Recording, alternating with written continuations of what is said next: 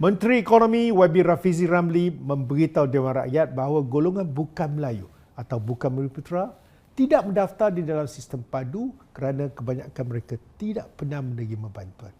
YB Rafizi, betul ke kenyataan ini? Saya rasa ianya memang tak betul. Semalam saya bangun untuk cuba mendapatkan peluang atau floor untuk bertanyakan soalan tambahan, tapi apakah daya saya tidak diberikan laluan. Maka saya beritahu terus terang kepada YB Rafizi di sini.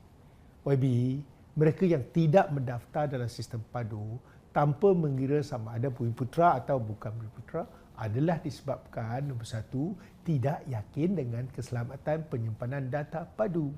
Hampir 2 bulan Rafizi menerangkan, tapi rakyat masih tak yakin sehingga Kerajaan Negeri Sarawak minta menangguhkan pendaftaran padu. Kedua, tiada maklumat yang jelas tentang penggunaan data padu oleh Kementerian Ekonomi. Data-data dicerap untuk digunakan bagi tujuan apa? YB Rafizi mengibas kembali sebelum tahun 2018, banyak bantuan kerajaan telah diberikan kepada rakyat tanpa mengira kaum. Contohnya, subsidi petrol, subsidi diesel, subsidi gula, beras, diskaun ETS, KTM untuk warga emas, voucher buku 1 Malaysia, klik 1 Malaysia, banyak lagi lah. Yang saya sebut ni bantuan jenis subsidi untuk semua rakyat Malaysia tanpa mengira kaum. Jadi, apa maksud YB bahawa kebanyakan bukan Bumiputera tidak pernah dapat bantuan? Bantuan khas seperti Bantuan Rakyat 1 Malaysia, BRIM pun semua kaum dapat. Namanya pun 1 Malaysia kan? Sekarang YB nak semua isi padu. Apa tujuan Kementerian Ekonomi? Adakah YB nak tarik balik bantuan jenis subsidi ini daripada mereka yang termasuk Melayu Bandar dan juga kaum-kaum lain? Kalau bukan, sebab apa semua rakyat perlu isikan maklumat panjang lebar di dalam sistem padu? Buat kali pertama, Rafizi mengumumkan semalam bahawa golongan M40 dan T20 tak perlu risau kerana subsidi akan diberikan kepada mereka jika mereka layak. Beliau memberi contoh, T20 dengan 8 orang anak layak terima subsidi selepas mengambil kira tanggungan dan pendapatan bersih boleh dibelanjakan.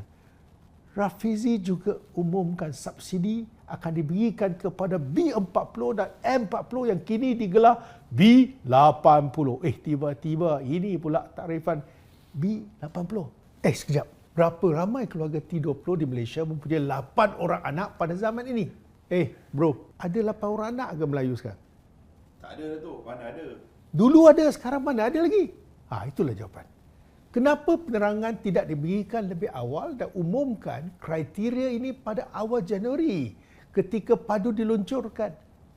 Sebut sajalah B40 dan M40 akan diberi subsidi.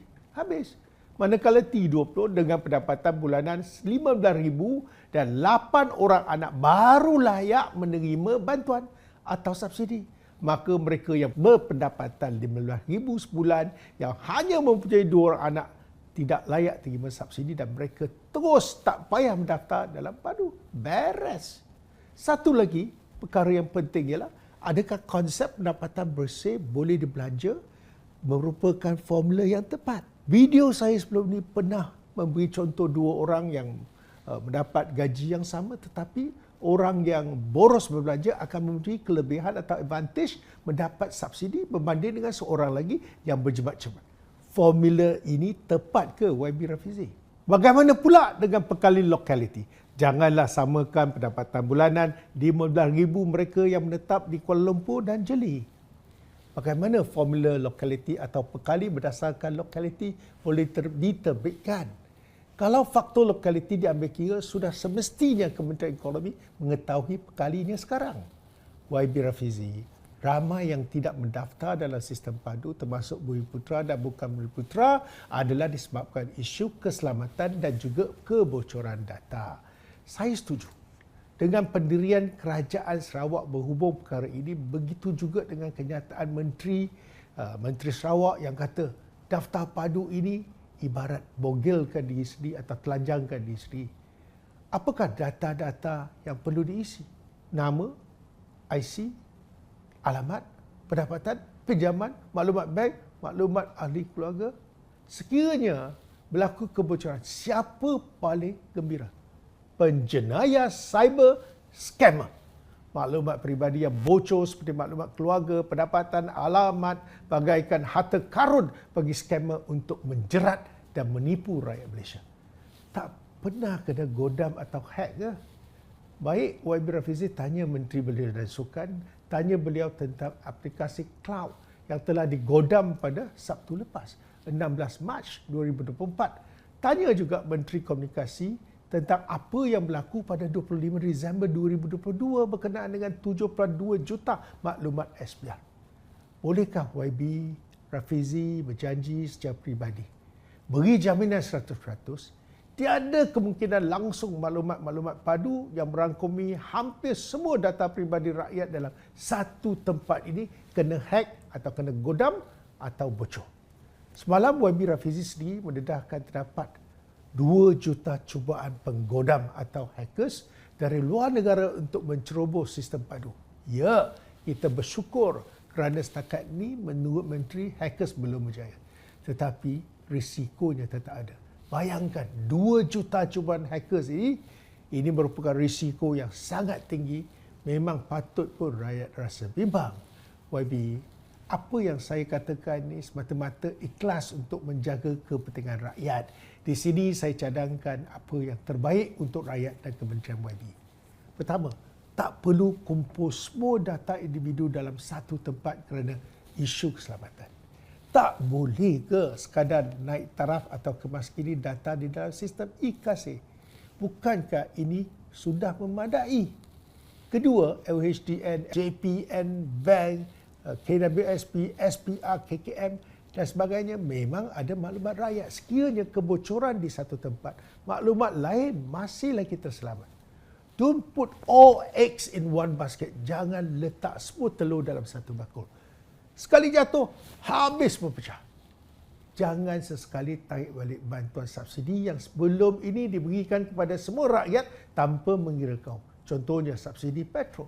Saya yakin YB Rafizi tak suka kalau rakyat kata barang order turun harga petrol, barang sampai harga petrol naik. Bantuan yang khusus biarlah permohonan yang khusus. Contohnya mereka yang inginkan BRIM, STI, yang kini menjadi nama barunya, mereka hanya perlu isi borang tunjuk bukti status kewangan untuk kelayakan. Itu saja. Siapa yang inginkan voucher buku Satu Malaysia yang kini dipanggil sumbangan buku, mereka sekadar tunjukkan kad pelajar untuk mengesahkan mereka pelajar dan layak. Itu saja.